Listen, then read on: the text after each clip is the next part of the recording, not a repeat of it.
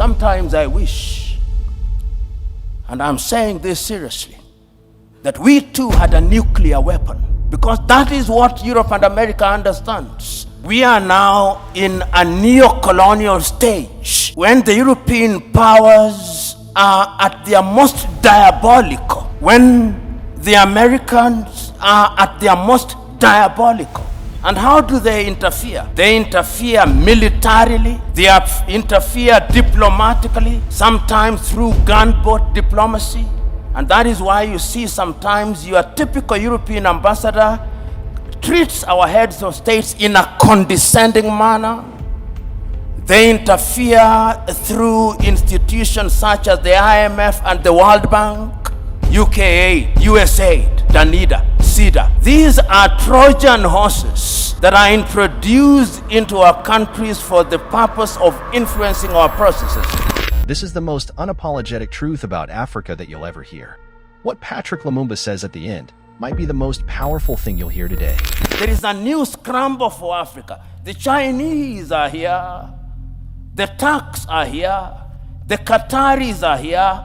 All of them are coming back. And the military bases that you see here is telling you that if you don't behave, we are going to use force. Sometimes I wish, and I'm saying this seriously, that we too had a nuclear weapon, because that is what Europe and America understands. The impact of European and American and Russian and Chinese interference is a raw wound. It is not something that is in the past. It is something that is happening as we speak. And therefore, when we speak to it, we are speaking to it to warn ourselves of the reality. When we speak about the Danidas and the NGOs, these are bodies whose raison d'etre is to ensure that we remain in a perpetual state of begging. That is what we are doing to warn ourselves. And we are not for 1 minute saying that we will shut ourselves out from the rest of the world. What we are saying is that we must define how we engage with the whole world. And we are saying that as individual countries, we are weak, and the rest of the world wants to operate and to deal with us in our weak state. The United States of America are dealing with Rwanda on second-hand clothing. Rwanda cannot resist them. Burundi cannot. Kenya cannot. Uganda cannot. But if we are East Africa with a population of 300 million, we can. If we are SADC, we can. If we are ECOWAS, we can. So this is what we are saying. And we are saying further that going forward, we must also recognize our internal weaknesses. And what is our weaknesses? Chinua Achebe said it very well. The problem of Africa is simply and squarely one of political leadership. The rank of many political leaders in Africa are thieves. Let's call them by their name. They are thieves. They are individuals who are not interested in the interest of this country. And as long as we continue electing such individuals into positions of power across Africa, they are going to be manipulated. What then is the responsibility of the citizenry? The responsibility of the citizenry is to make demands. The chairman here, I hope he has received the several letters that I have written to him. I've written several letters to his organization, talking about the role of the African Union in peacemaking. I wrote to the chairman only last week about the situation in Sudan, saying we must solve our own problems. And I want to see a crusading African Union, so that it's not the Americans and the Saudi Arabians who are summoning them to Jeddah. It should be in Addis Ababa. In a nutshell, Joe, what I'm saying is that we have a responsibility to ourselves, both at the leadership level and at levels of the civic society. We must be engaged in a positive manner, and we must keep on shouting without being diplomatic, because diplomacy is lulling us into a false sense of security. And lastly, I want to say this. When foreign powers come, we must always be reminded of these goodies that they bring to us. It used to be said of the Trojan War that even when the Greeks bear a gift, they do not mean well. They never mean well. And the sooner we say it, recognizing the external threat, recognizing the domestic weaknesses, the safer we are. Right now, as I conclude, there is a group of experts going around East Africa, collecting views about the constitution of East Africa. I've just written to them this morning. They are leaving Kenya. If you ask 10 Kenyans, possibly only one knows they're in Kenya. Then they will be going to Burundi. If you ask your typical African about Africa Agenda 2063 out of 10, if 2 know about Africa Agenda 2063, you'll be lucky. If you ask them about the Africa Continental Free Trade Area, 10, if 2 know, you'll be lucky. In other words, we are not doing well. And I'm going to be blunt at these functions. If you ask the chair of the African Union, who funds the African Union, possibly 60% of the budget is externally funded. He who pays the piper calls the tune. That is the reality of the world. We must begin to pay for our own things in order to be understood and to be respected. In other words, Africa recognizes the need to define herself and to define her agenda. And I do not begrudge nations that define themselves and their agenda. Ronald Reagan once said it, and I agreed with him, that every nation does what is in her best interest. And I have no problem with that. The problem that we have is that at critical moments in African history, we have failed to seize the moment. You will remember in 1917 at the Champaran campaign, Mahatma Gandhi told Charlie Andrews, I do not want you to participate because at this point in time, the Indians must believe that they can do it themselves. In other words, there comes a time in the history of a nation when even friends of goodwill must be told, keep aside. We want to believe that we can do it, and your help must be surreptitious and subterranean if you are a person of goodwill. And the Champaran philosophy is what we must define for ourselves. In the year 2005, the former Prime Minister of Britain, Tony Blair, put together 17 individuals in what was then called Our Common Interest. The report on the African Commission. The Prime Minister, he was then the President of the European Union, from which Britain has now left, and he was also the President of the G8 at that time before the exclusion of Russia. They produced the report. Right now, when I see the Blair Institute moving around Africa, they are implementing exactly what was in that particular report, and I have a copy of it, not for the benefit of Africa, but for the benefit of the Institute. And what they have done is to sugarcoat it and camouflage it for the purpose of hoodwinking Africa and for the purposes of creating an environment which benefits foreign companies to the detriment of the continent of Africa. So that some of these engagements are anodinal. They simply lull us into a false sense of security. Do I blame them? No. That is why I agree that we must decolonize all learning. I don't know who said it this, that if you have that the happiness of the slave is the comfort of the slave owner. And I am saying that if Africa does not recognize this, then Africa will never recognize and realize our potential. The saying goes that if you behave like grass, goats will eat you. And many times we in the African continent behave like grass, and we are fit for eating. And that is what I'm saying going forward in a strategic engagement such as this. It is incumbent upon the continent of Africa, and remember I said there is a new scramble, sometimes subtle, sometimes not so subtle. There was 1 month in this continent when the Russian foreign minister was here, the American foreign minister was here, the Chinese foreign minister was here, the French president was here, the Turkish president was here within a period of 2 weeks. What were they looking for? What is in their best interest? They engaged little countries. They don't want to engage the East African community. They don't want to engage SADC. They don't want to engage ECOWAS, because when they are big, they are not manipulable.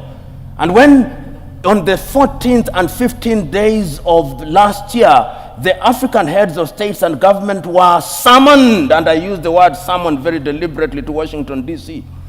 After the president had spoken to them and given them photo ops, Africa was given 60 billion, 54 countries, 60 billion. And then the American president started engaging in bilateral agreements with Burundi, with Lesotho, with Kenya. That is what we are saying, that going forward we must be conscious. And as to training, our own Ngugi wa Thiong'o, in a book called The River Between, tells his lead character Waiyaki, go unto him, learn what he has taught you, but bring it home and customize it for the benefit of our people. Learning is universal and defies geography, but there is wisdom in using that learning for our benefit. And very lastly, how do we distinguish the institutional conceptual West, which is diabolical, and the individual members of those countries that actually sometimes are on our side? Institutionalized conceptual West, as articulated through government, is fundamentally diabolical, their pretension to the contrary notwithstanding. And therefore, when we engage with them, we must have our guards up. We are capable, in my view, of discerning who is better, and that is the duty of our leadership. Our leadership doesn't do a good job out of it, and that is why the demand from the civil society, the demand from academia must remind leadership at all times, you are dining, and I'm using this as a term of art, that when you are dining with the devil, you must do so with a long spoon. Thank you. Thank you, Prof. I don't know that you wanted to respond to the issue of definition earlier on, or indeed any comments that you might have. Let us not drown ourselves in semantics. This is my view with due respect.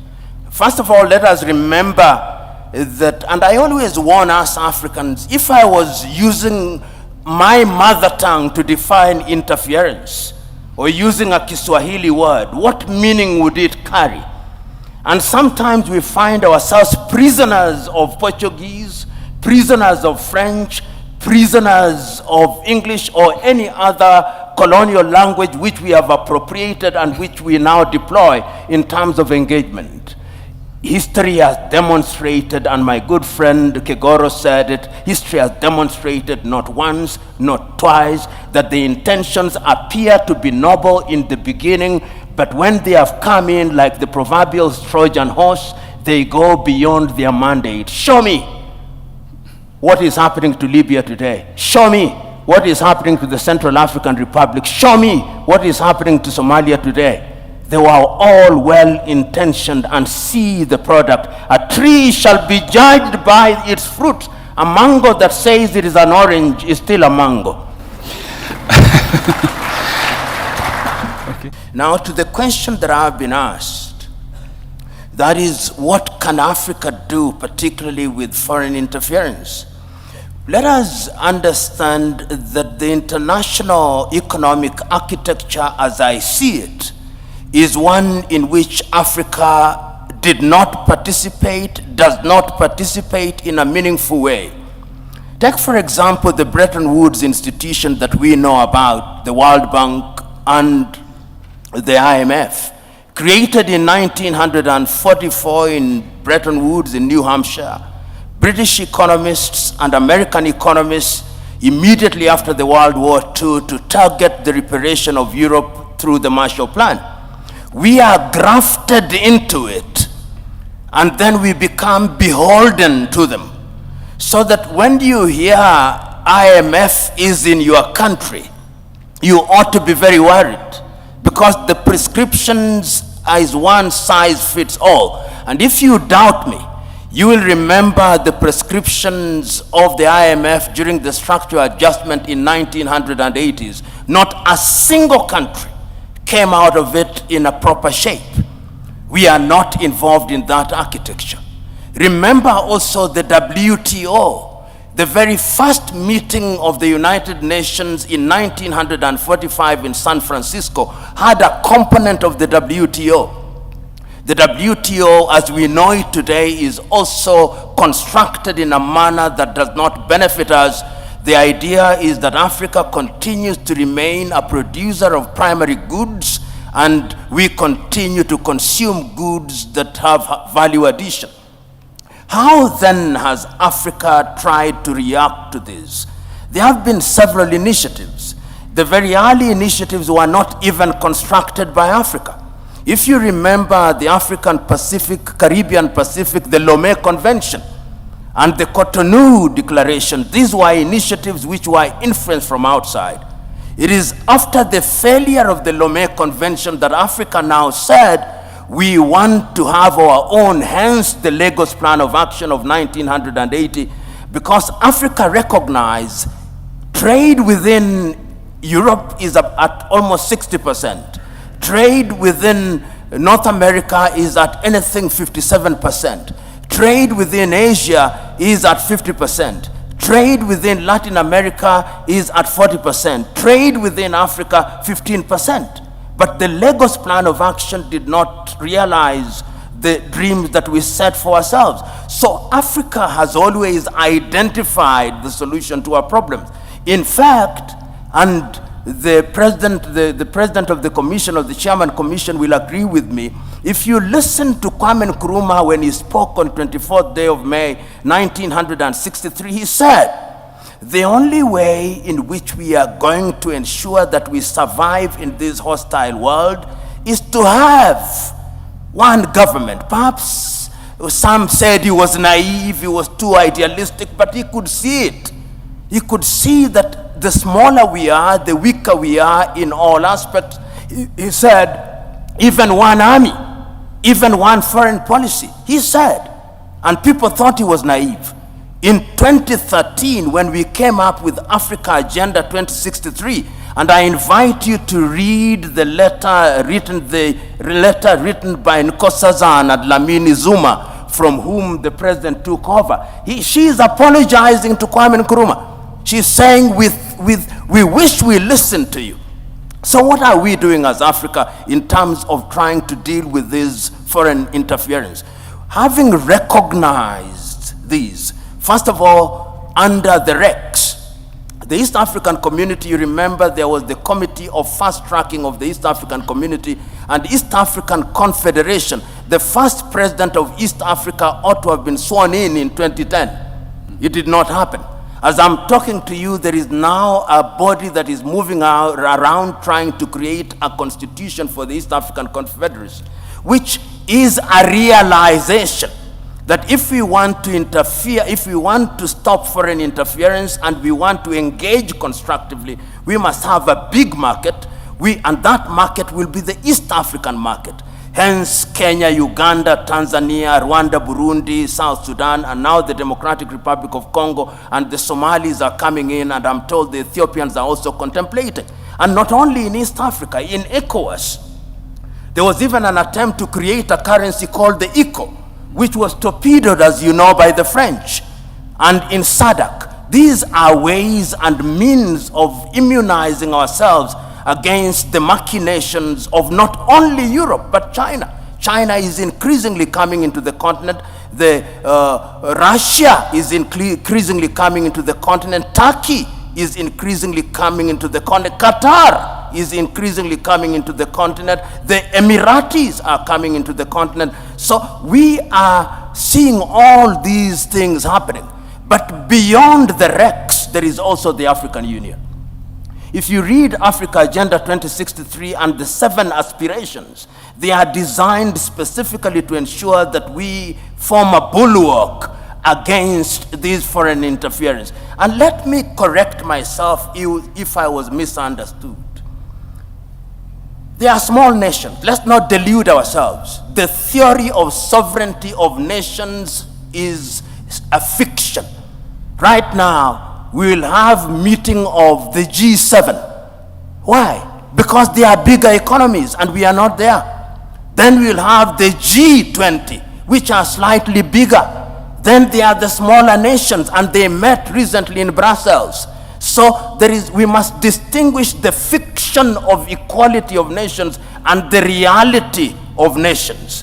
And when therefore we want to negotiate as the continent of Africa, we are saying the bigger we are, the better we are. So efforts are there. And as I conclude, I'm saying, if we look at Agenda 2063 and we look at Africa Continental Free Trade Area to eliminate tariff and non-tariff barriers, to allow for the free movement of persons, then we would be in a better position to engage. And I'll give this example. Look at East Africa. We said that we did not want second-hand clothing. Rwanda accepted. Then Uganda and Tanzania were persuaded by the United States of America, and we dropped out. This is what divide and rule is all about. So these things that we are talking about, they are not going to be realized in your lifetime. These are intergenerational battles. And our duty, as Nyerere said on the 6th day of March 1997, this generation has a duty to carry the torch. And the worst mistake that we can make is to lose hope and to despair. Thank you. That was powerful, but let's be real. Do you agree with what Lumumba said? Or do you think there's more we're not seeing? What part hit you the hardest? Drop your thoughts in the comments right now. This isn't just a video, it's a space for bold minds and real talk. And if this message shook you even a little, like the video, hit subscribe and share it with someone who needs to hear it. Let's keep this conversation going.